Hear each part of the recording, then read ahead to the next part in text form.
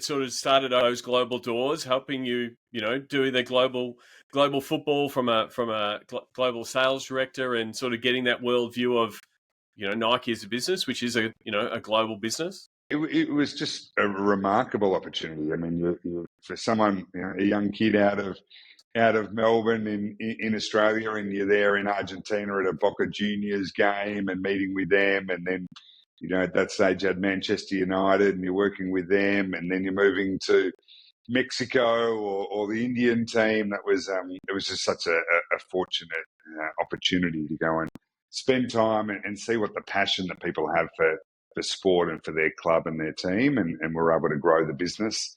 And that was the first time that had a global operation behind football. So that was great, and I'd planned to do that 4 or 5 years, but in typical Nike way, 9 months, they said, "Hey, I know we've just moved you from Hong Kong, but we'd love to move you to Shanghai." And so, of course, your head's spinning because we thought we'd be on the in Portland at world headquarters for a long while. And I remember very vividly, I was in there talking with the CEO around 2010 World Cup in South Africa and the plans, and he said, "Hey, what do you think about China?" And I said, "Yeah, it's great business, and we think we can grow football there." And he said, "No, I want you to move." I said, "Well, okay." And he said, "But I've got a job for you."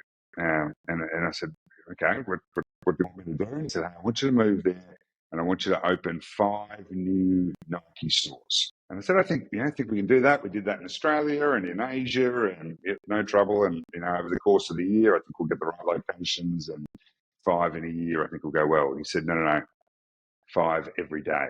And I said, Oh, wow. Sorry, I'm not sure I heard you properly. He said, "Yeah, I want you to find a way to open 5 new Nike stores every day."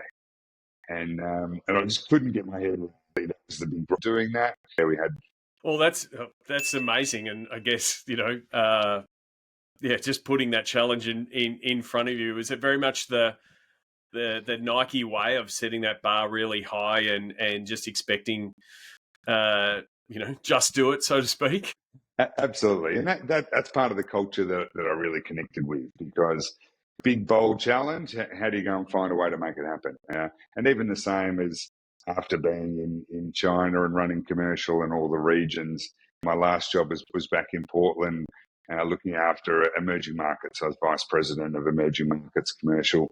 It was 156 countries. And so trying to get your head around everything from South America, with Brazil being such an important part with the Olympics and World Cup there, all through up to Mexico, across Asia, into India, Bangladesh, etc., and then all of Africa as well. And so your mental stimulation to be able to work, and pick up the phone and having a conversation with someone in Brazil around their business and what they're trying to do, and then into Korea, and then into India, and to Australia, and then all of a sudden South Africa.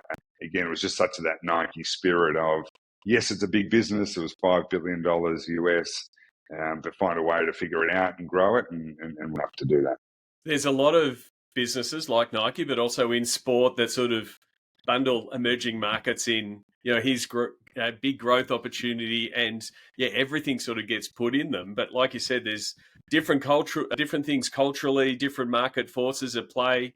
Was there a sort of a template or a playbook that you were sort of overlaying, each market, that you can sort of say, well, these are the key indicators that actually mean I can pull these levers? Like, how were you trying to sort of, I guess, get like for like, when a lot of the instances they weren't really like for like, but you sort of needed sort of guidebook or playbook to run each market? Yeah, it's a good question, Sean. I mean, I think initially it's just hard to get your head around that, because you have very mature markets like in Australia or Korea, and then there was markets where we just took over the distributorship, like India, just had this massive growth opportunity. So the good thing with Nike was so many different product categories and product types that you could tailor the product offering.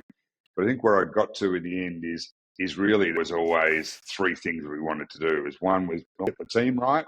That was none of it. 2 was make sure you spend enough time with the consumer and understand exactly what they want. And then 3rd is give them a premium experience, in whatever premium looks like in that market. I generally think if you do those 3 things well, then 90% of the time the business will grow.